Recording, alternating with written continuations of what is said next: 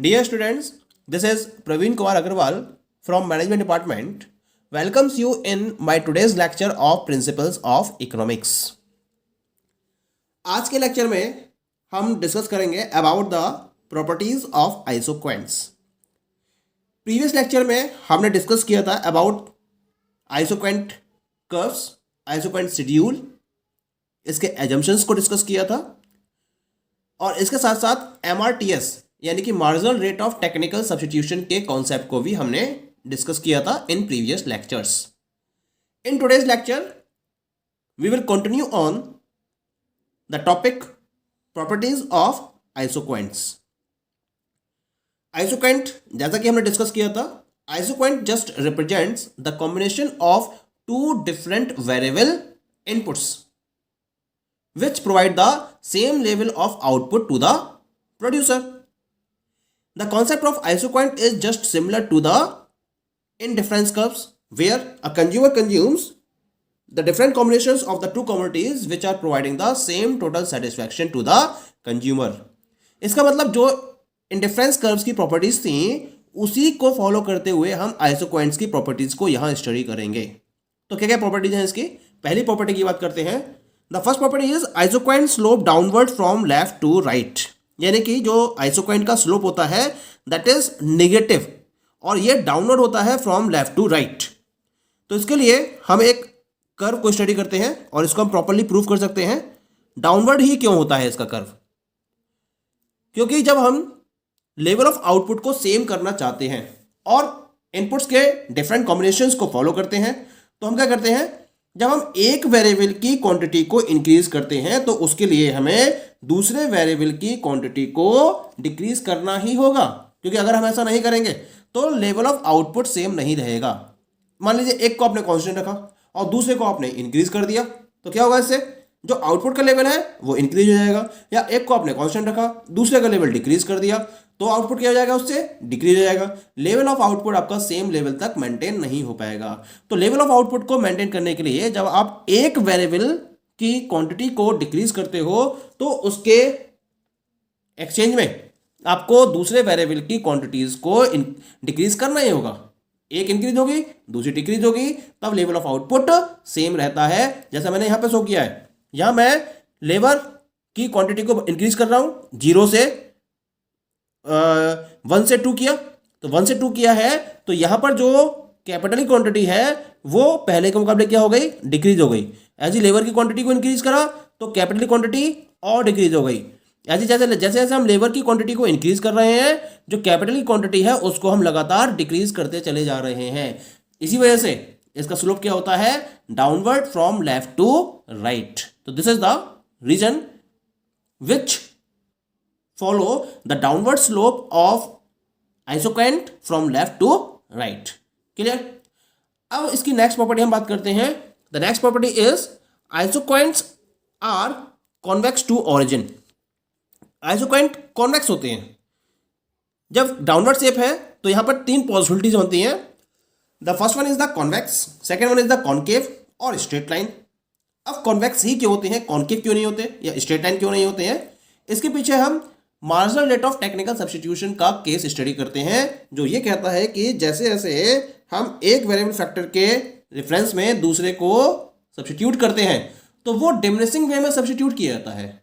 यानी कि जब आप पहली यूनिट को इंक्रीज करोगे एक वेरिएबल की तो दूसरे की आप ज़्यादा यूनिट्स को सब्स्टिट्यूट करोगे. ऐसे ही जब आप दूसरी यूनिट को सब्स्टिट्यूट करोगे, सेकेंड यूनिट बढ़ाओगे लेबर की, तो आप कैपिटल की पहले के मुकाबले कम यूनिट्स को सब्स्टिट्यूट करोगे और ये रेशियो लगातार क्या होगा? ये रेशियो लगातार कम होता चला जाता है. क्योंकि रेशियो लगातार कम हो रहा है तो जब ये रेशियो कम होता है तो उस केस में कर्व कॉन्वेक्स होता है.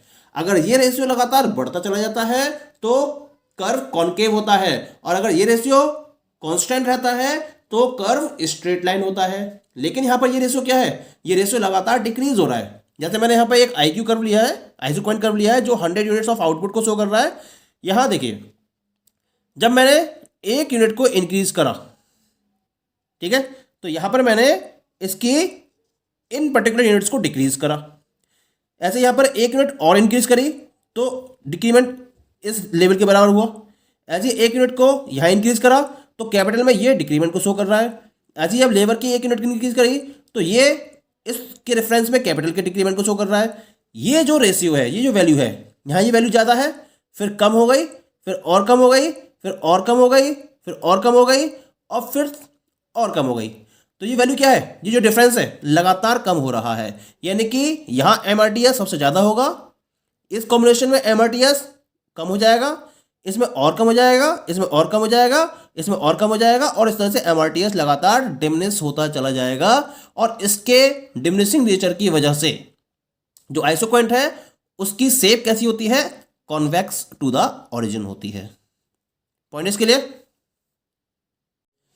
The third property is higher isoproduct curve represents higher level of output.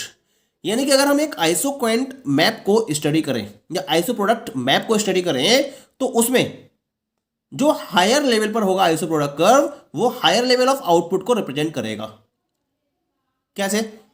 यहां मैंने आइसोक्वेंट मैप को रिप्रेजेंट किया है जहां मैंने 3 आइसोक्वेंट कर्व्स रिप्रेजेंट किए हैं। IQ1 100 units of output, IQ2 with 200 units of output and IQ3 with 300 units of output. ठीक है, एक्स एक्सिस पर लेबर और बाई एक्सिस पर कैपिटल। अब मैंने क्या करा, इन 3 कर्व्स पर 3 अलग अलग पॉइंट कंसीडर करे हैं, एक पॉइंट ए, एक पॉइंट बी और एक पॉइंट सी।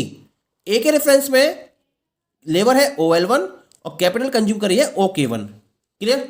बी पॉइंट के रेफरेंस में लेबर OL1 से बढ़कर OL2 हो गई और कैपिटल OK1 से बढ़कर OK2 हो गई। यानी कुल मिलाकर लेबर और कैपिटल का कॉम्बिनेशन बढ़ गया।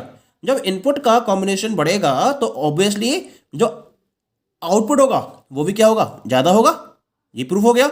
ऐसे सी पॉइंट की बात करते हैं। सी पॉइंट पर जो लेबर की क्वांटिटी है वो OL2 से बढ़कर OL3 हो जाती है और कैपिटल की क्वांटिटी OK2 से बढ़कर OK3 हो जाती है। इसका मतलब सी पॉइंट पर लेबर और कैपिटल का कॉम्बिनेशन अब बी के मुकाबले ज़्यादा है। इसका मतलब सी का जो आउटपुट है वो भी बी के मुकाबले ज़्यादा होगा। इसका मतलब हम जैसे जैसे राइट साइड में बढ़ते चले जाएंगे हमें एक नया आइसो प्रोडक्ट कर्व मिलेगा और वो iso product curve higher level of output को रिप्रेजेंट करेगा। पॉइंट क्लियर हो गया। The fourth one is that is 2 iso product curves never cut each other. कोई भी 2 आइसो प्रोडक्ट कर्व कभी भी एक दूसरे को कट नहीं करेंगे। अगर कट करते हैं तो क्या सिचुएशन बनती है ये देख लेते हैं। हम मान लेते हैं कि 2 आइसो प्रोडक्ट अगर एक दूसरे को कट कर लेते हैं तो ये फिगर में मैंने इस पोजीशन को रिप्रेजेंट किया है। 2 आइसो प्रोडक्ट कर्व्स है, that is IQ1 and second one is the IQ2। ठीक है, और ये दोनों एक दूसरे को ए पॉइंट पर इंटरसेक्ट करते हैं। क्योंकि ए पॉइंट पर इंटरसेक्ट कर रहे हैं, यहां पर जो IQ2 कर्व है वो बिलो कर्व है और IQ1 इसका अबव कर्व है। यानी कि IQ1 पर आउटपुट ज़्यादा होगा और IQ2 पर आउटपुट कम होना चाहिए। लेकिन ए पॉइंट क्या शो कर रहा है कि दोनों पर आउटपुट लेवल सेम होगा, जो कि पॉसिबल नहीं है क्योंकि 2 अलग अलग आइसोक्वेंट कर्व्स अलग अलग लेवल ऑफ आउटपुट को रिप्रेजेंट करेंगे, एक ही लेवल ऑफ आउटपुट को रिप्रेजेंट नहीं करेंगे। क्लियर? और क्योंकि यहां पर लेबर और कैपिटल का कॉम्बिनेशन सेम होगा यानी कि आउटपुट भी सेम होना चाहिए। लेकिन ये ए पॉइंट IQ1 कर्व पर भी है और IQ2 कर्व पर भी है, तो that is not the possible condition. ऐसी बी पॉइंट की बात करते हैं। बी पॉइंट कहां पर है? IQ1 पर। तो यहां आउटपुट क्या होना चाहिए? ज़्यादा। लेकिन यहां लेबर और कैपिटल का कॉम्बिनेशन क्या है? OL1 और OK1। सी पॉइंट कहाँ है? IQ2 पर। यहाँ आउटपुट कम होना चाहिए लेकिन यहाँ कॉम्बिनेशन क्या है? OL2 और OK2। यानी कि सी पॉइंट पर लेबर और कैपिटल का कॉम्बिनेशन बी पॉइंट के कंपैरिजन में ज़्यादा है।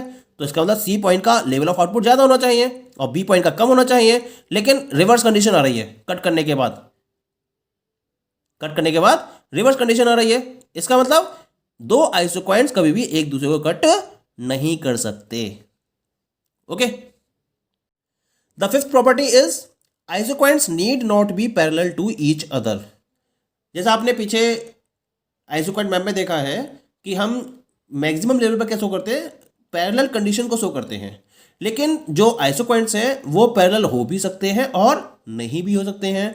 लेकिन अगर पैरेलल नहीं है तो कभी भी एक दूसरे को इंटरसेक्ट नहीं करेंगे। जैसे डायग्राम में मैंने दिखाया है IQ1 और IQ2 कर्व दोनों एक दूसरे के पैरेलल नहीं है। IQ2 और IQ3 ये भी पैरेलल नहीं है। ठीक है, और IQ3 और IQ4 ये दोनों कर्व पैरेलल हैं। तो पैरेलल हो भी सकते हैं और नहीं भी हो सकते हैं, जरूरी नहीं है कि उन्हें पैरेलल ही होना चाहिए। ऐसा क्यों होता है? क्योंकि उनका जो रेट ऑफ सब्स्टिट्यूशन है या जो उनका स्लोप है वो अलग अलग हो सकता है। अगर एक आइसोक्वाइन कर्व का स्लोप दूसरे आइसोक्वाइन कर्व के स्लोप से डिफरेंट है तो उनमें कभी भी पैरेललिटी नहीं आएगी। दो आइसोक्वाइन कर्व्स तब पैरेलल होंगे जब उनका रेट ऑफ सब्स्टिट्यूशन सेम होगा, सिमिलर होगा। Point is clear? And the last one is the no isoquant can touch either axis. कोई भी आइसोक्वाइन किसी भी एक्सिस को टच नहीं कर सकता। This is the must condition. अगर वो टच करता है तो क्या केस बनेगा उसे भी देख लेते हैं बार, है ना। तो यहां डायग्राम में आप देख रहे हैं मैंने दो आइसोक्वाइन कर्व्स दिए हैं।